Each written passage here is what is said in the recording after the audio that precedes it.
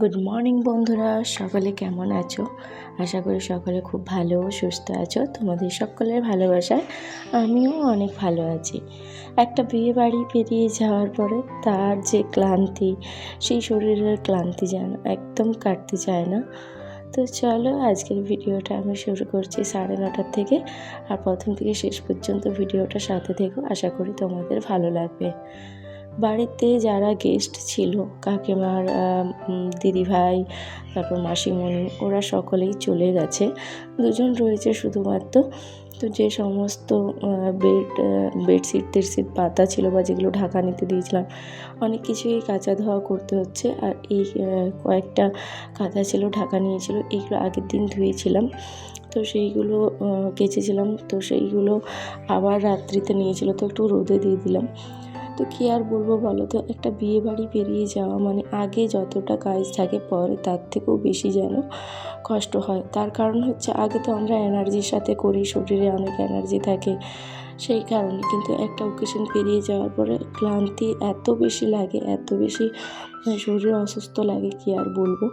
কিন্তু করতেই হবে, না করলেও চলবে না। এদিকে দেখো, বেডশিটটা উঠিয়ে নিচ্ছি আগে, এগুলো সমস্তই কাচা ধোয়া করব আজকে।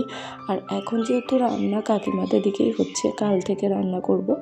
আজকের দিনটা ওদিকেই খাওয়া দাওয়া হবে সকলে একসাথে, এখনও পর্যন্ত অনেকেই আছে। তো ওদিকে সকালেতে আমি সবজি টবজি কাটাকাটি করে দিয়েছি একদম সকালে। আর এইদিকে এখন আমি বাড়ির কয়েকটা কাজ করে একদম স্নানে চলে যাব, স্নানটা সেরে নেব। স্নানটা করে জাস্ট বেরিয়ে ঠাকুর পুজোটা করেছি।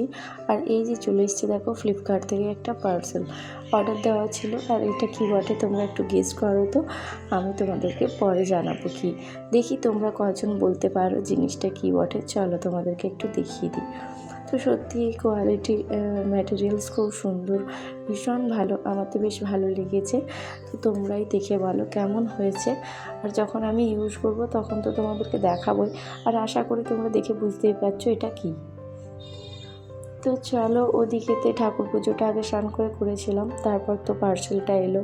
তো যে সমস্ত জামা কাপড়গুলো ধোয়া কাচা করেছিলাম সেইগুলোই এখন একটুকু আগে শুকোতে দিয়ে দিচ্ছি। আর সকালে তো অনেক রোদে দিয়েছিলাম, সেগুলো সব উঠিয়ে নিয়ে গেছি। তার মাঝে মানে কী বলো তো, শরীরের যে ক্লান্তি ভাব রয়েছে, মানে একদম আঁকড়ে ধরে যেন বসে আছে, একদম ভালো লাগছে না কোনো কিছু। তার সাথে মনটাও ভালো নেই, কারণ এতদিন ধরে আমার ননদ ছিল। তো আমার ননদের নাম অ্যাকচুয়ালি পূজাই, তো সেই কারণে সবসময় বলি না নামটা, তো বোনেই বলি ওকে।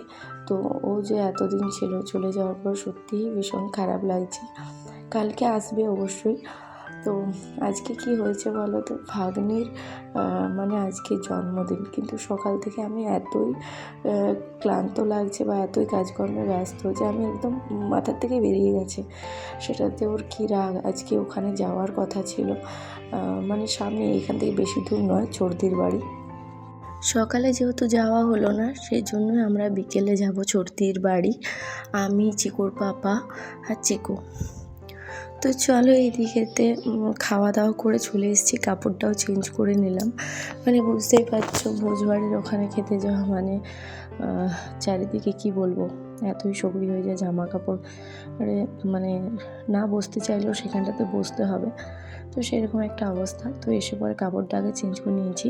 আর এই সুযোগেতে যেহেতু এখন এই সময়টাতে কী আর করবো, চিকুকে ঘুম পাড়ালাম। আর আমি এখন বসেছি একটু, আমার একটা প্ল্যান্টার ছিল অয়েল, মানে কি বলবো, অয়েলের ডিব্বা, ওটাকে কেটে আমি মানে করেছিলাম, একটা প্ল্যান্টার পট বানিয়েছি। তো সেইটাতে একটু কালার করে নিচ্ছি যাতে দেখতে আরও ভালো লাগে। তো চলো কালারটা কমপ্লিট করি। একটু একটু করে কমপ্লিট করে এইরকম একটু দেখতে হয়েছে। তো এরপর আমি এটার মধ্যে হাত পাও অ্যাটাচ করে দিয়েছিলাম। তো আজকের ভিডিওতে ওই একটাই ডিআইওয়াই করেছি প্ল্যান্টার পট, তো ওটা তোমাদেরকে তো দেখালাম। তো চলো এখন করব, এই যে গোলাপ গাছের একটা এক্সট্রা ব্রাঞ্চ হয়েছে, ওটা পুনিং করব। আর তার সাথে তোমার অ্যাডিনিয়ামটা পুনিং করব। কেমনভাবে করছি, কিভাবে করছি সমস্তটাই দেখাবো, তো অবশ্যই ভিডিওটা দেখতে থাকো। তো এদিকে দেখো এই গোলাপের ফুলটা তোমাদের সাথে শেয়ার করেছিলাম অনেক দিন আগেই। তো এর গোড়াতে দুটো ফোড় হয়েছে, মানে দুটো ডাল হয়েছে, যেগুলো কিন্তু একদম বেকার, ফালতু, আমার কোনো কাজের নয়, গাছটার ক্ষতি করছে। সেটা হচ্ছে গ্রোথটা কমিয়ে দেবে, ফুল আসবে না ঠিক করে। তার কারণটাও বলে দিই চলো। এই যে ডালটা দেখো কাটছি, এটার মধ্যে রয়েছে 7টা পাতা রয়েছে। তো 7টা পাতা যে ডালেতে থাকে সেই ডালটাতে নাকি ফুল হয় না। তো এটা দেখো একদমই বেকার।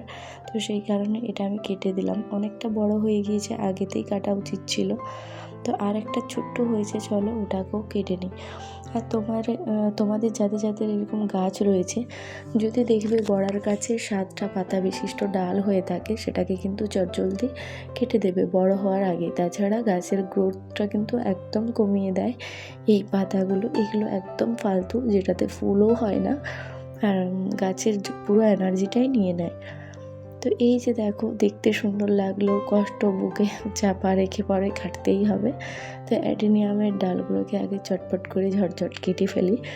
তো অ্যাডেনিয়াম দেখো, যাদের অ্যাডেনিয়াম আছে তাদেরকে কিন্তু অনেক ধৈর্য বজায় রাখতে হয়। অ্যাডেনিয়াম এমন একটা গাছ যেটা কিন্তু মানে পূর্ণাঙ্গ ফুল পেতে হলে 3 থেকে 4 বছর সময় লাগবে অবশ্যই। তো এই গাছটা আমি যে কতবার পুনিং করেছি তার কোনো ঠিক নেই। এবারও দেখো এই ডালপালাগুলো কেটে দিলাম। আর এই চলো, যাতে ফাঙ্গাস ইনফেক্টেড না হয় তার জন্য এই কাটা অংশটাতে হলুদ লাগিয়ে দেব। আর আমি কিন্তু হলুদেই ইউজ করে থাকি, কারণ বাড়িতে থাকা জিনিসের মধ্যে হলুদটাই ভালো।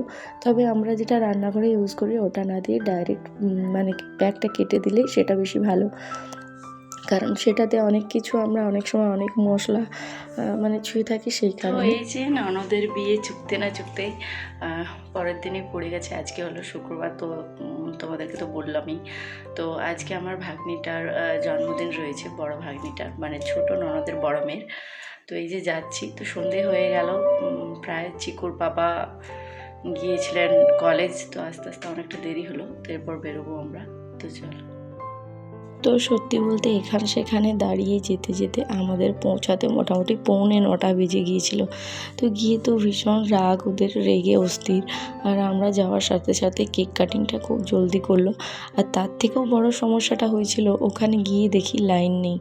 এত একটা বাজে পরিস্থিতি, কী আর বলবো।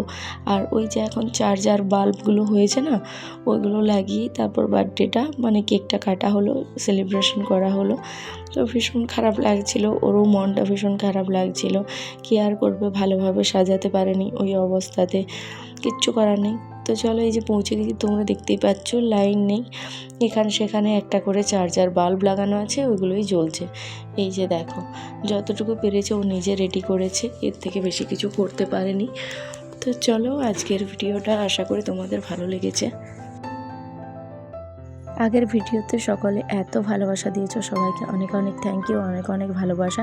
এভাবেই সকলে সাপোর্ট করে যাবে, একটু পাশে থাকবে। তোমাদের সাপোর্ট ছাড়া এগিয়ে যাওয়া একদম অসম্ভব। তো চলো, এদিকে খাওয়া দাওয়ার পর্ব শুরু হয়ে গেছে। তো আজকের ব্লগটা আমি এখানেই শেষ করছি। সকলে ভালো থেকো, সুস্থ থেকো, সকলকে শুভরাত্রি।